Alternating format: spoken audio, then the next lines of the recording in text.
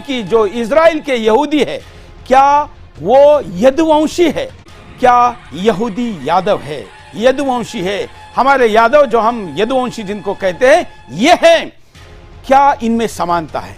दोनों लड़ते हैं, दोनों न्याय मिलने तक या विजय होने तक लड़ते हैं। दोनों क्या पूजा करते हैं, दोनों की पूजा में क्या समानता है, दोनों के महापुरुषों में, दोनों के देवताओं में क्या समानता है, ऐसी कई चीजें हम यहां पर ले। दोस्तों, आज पूरी दुनिया के अंदर इजराइल और पैलेस्टीन के बीच में चल रहे युद्ध की चर्चा हो रही है। भारत में भी इस युद्ध को लेकर बहुत ज्यादा चर्चा हो रही है और भारत के लोग तो इस मुद्दे के ऊपर दो भागों में बटे हुए दिखाई देते हैं। कुछ लोग जहां इजराइल का खुलकर समर्थन कर रहे हैं, तो वहीं पर कुछ लोग ऐसे भी हैं जो पैलेस्टीन के लिए अपने दिलों में हमदर्दी लिए बैठे हैं। खास तौर पे जो राइट विंग पॉलिटिक्स को सपोर्ट करते हैं, ऐसे लोगों के द्वारा कट्टरता से इजराइल का समर्थन किया जा रहा है।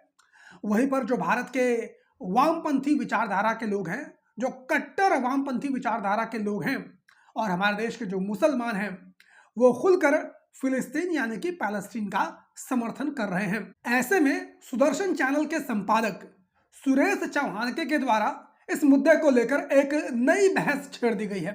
हालांकि इसे नई बहस क्या ही कहूं, इस मुद्दे के ऊपर सोशल मीडिया के ऊपर समय समय पर बहस होती रहती है।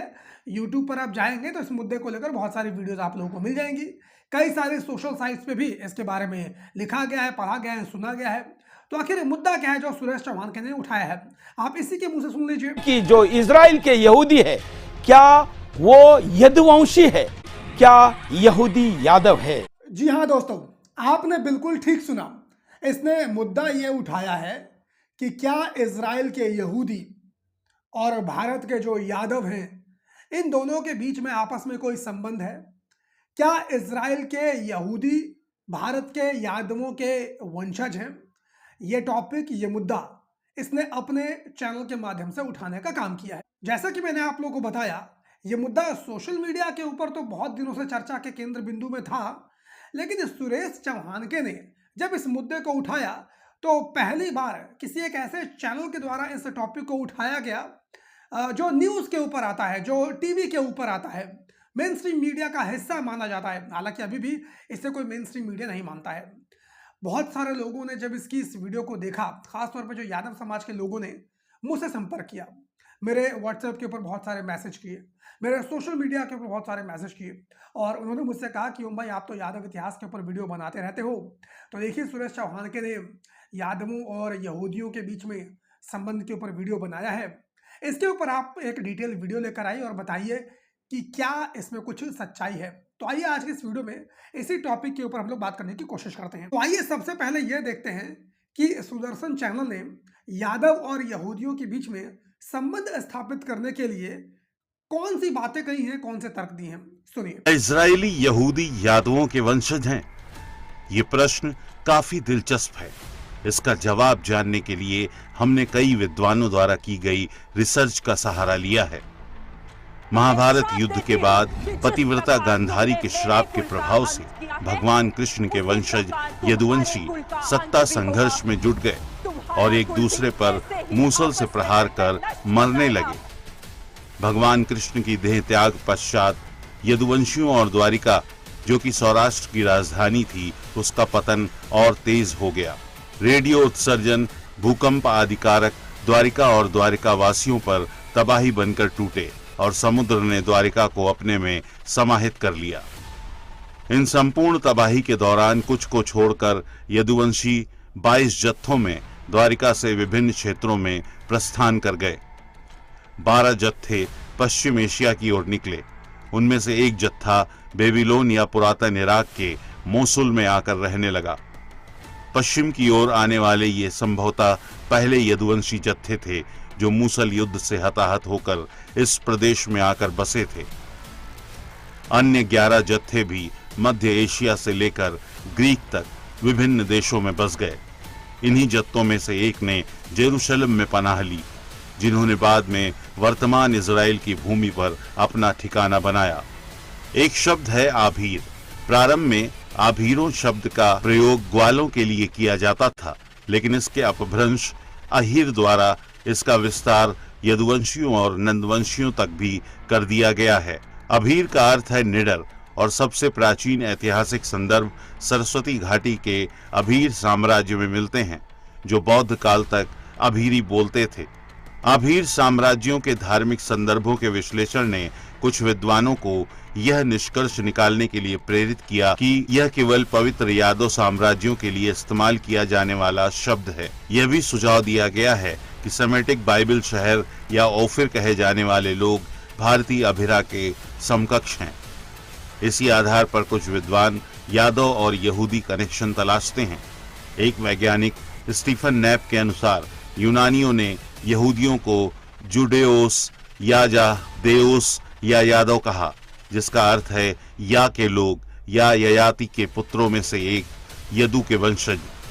बाइबल शहर या ओफिर कहे जाने वाले लोग भारतीय अभीरा के समकक्ष हैं। तो सुना दोस्तों आप लोगों ने, इसने बताया कि महाभारत युद्ध की समाप्ति के बाद गांधारी ने भगवान श्री कृष्ण के परिवार को श्राप दिया कि जिस तरीके से गांधारी का पूरा वंश समाप्त हो गया, उसी तरीके से जो भगवान श्री कृष्ण का यादव वंश है वो भी समाप्त हो जाएगा। जिसके बाद द्वारिका में प्रभास नदी के क्षेत्र पे जो यादव समाज के लोग थे वो आपस में लड़ते हैं, मरते हैं, कटते हैं, लेकिन कुछ लोग इसमें बच जाते हैं, जिसको अर्जुन अपने साथ लेकर इंद्रप्रस्थ जाते हैं। जिसके बाद यादव समाज का एक जत्था ब्रज क्षेत्र में जाता है। वहां से विस्थापित होकर यादव समाज के लोग आज के सीरिया या फिर ये कहें शाम जाते हैं, फिर अरब, फिर मिस्र, फिलिस्तीन और फिर उसके बाद इजराइल में जाते हैं। ये कहानी बताई जाती है। अच्छा, यहूदी धर्म की स्थापना और महाभारत, इन दोनों के बारे में कहा जाता है कि ये दोनों लगभग 3 से 4 हजार साल पुराने हैं। इसीलिए दोनों का कालखंड भी एक माना गया है और इसीलिए इन दोनों के बीच में कई सारी समानताएं भी देखी जाती हैं। इसके अलावा इन दोनों धर्मों के बीच में बहुत ही ज़्यादा समानताएं देखी जाती हैं, जिसकी वजह से कुछ लोग इन दोनों के बीच में आपस में संबंध होने की बात कहते हैं। कुछ समानताएं हैं जो आपके सामने मैं प्रस्तुत करना चाहता हूं। जैसे कि आप सभी लोग जानते हैं कि भगवान श्री कृष्ण और बलराम ये 2 भाई थे। इसी तरीके से जो यहूदी धर्म के लोग हैं वो मूसा को अपना इष्ट देव मानते हैं, जैसे कि यादव भगवान श्री कृष्ण को मानते हैं। और जैसे भगवान श्री कृष्ण के भाई बलराम थे, बड़े भाई बलराम थे, उसी तरीके से जो यहूदियों के इष्ट देव हैं हजरत मूसा या ये कहें कि पैगंबर मूसा, इनके भी एक बड़े भाई थे जिनका नाम था हारून।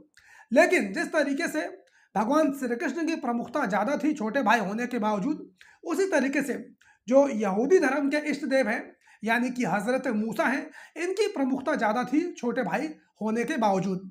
और दूसरी समानता और सबसे प्रमुख समानता ये है कि भगवान श्री कृष्ण का जब जन्म हुआ था तो एक आकाशवाणी हुई थी कंस को लेकर, और कहा गया था कि देवकी की जो 8वीं संतान होगी वो कंस की मृत्यु का कारण बनेगी। जिसके बाद कंस ने मथुरा में जितने भी नवजात शिशु थे उनकी हत्या करने का आदेश दे दिया था। जिसके बाद आप सभी लोग जानते हैं कि जो भगवान श्री कृष्ण के पिता वासुदेव थे वो उनको सर पे टोकरी में रख के नदी पार करते हैं और अपने भाई नंद बाबा को सौंप देते हैं। और इस तरीके से भगवान श्री कृष्ण का लालन पालन किसी अन्य माता पिता के द्वारा किया गया था। इसी तरह की हूबहू स्टोरी यहूदी धर्म में लेकर मूसा को भी बताई जाती है। जब मूसा का जन्म हुआ था तो इजिप्ट का राजा था फराहो को लेकर एक आकाशवाणी हुई थी और कहा गया था कि तुम्हारे ही राज्य का एक लड़का जन्म लेगा जो तुम्हारी मृत्यु का कारण बनेगा। इस आकाशवाणी के बाद फराहो ने भी अपने राज्य में जितने भी नवजात शिशु थे उनकी हत्या कराने के आदेश दे दिए थे। जिसके बाद जो हजरत मूसा की माता थी उन्होंने भी हजरत मूसा को एक टोकरी में रख के नदी में बहा दिया था। जिसके बाद जो इजिप्ट की रानी थी उन्होंने उस टोकरी से उसको उठाकर उसका लालन पालन किया था।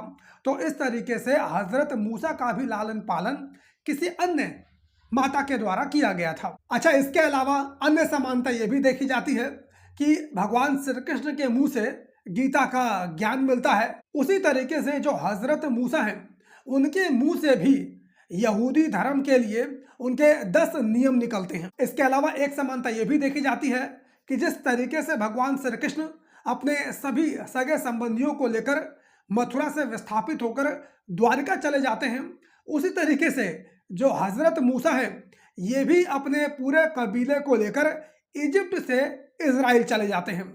और जैसे भगवान श्री कृष्ण के अंत समय में यादवों ने श्री कृष्ण की अवहेलना करनी शुरू कर दी थी, जिसका परिणाम यह हुआ था कि यादवों का आपस में संघर्ष हो गया था, युद्ध हो गया था और यादव पूरी तरह से बिखर गए थे। सेम टू सेम हूबहू कहानी जो यहूदी धर्म है इसमें भी देखी जाती है। जो हजरत मूसा का कबीला था, उन लोगों ने भी हजरत मूसा की बातों को मानने से इनकार कर दिया था, जिसका परिणाम यह हुआ था कि उनके कबीले के अंदर एक बहुत बड़ी फूट पड़ गई थी। तो इतनी सारी समानता यहूदी धर्म और यादवों के बीच में लेकर देखी जाती है।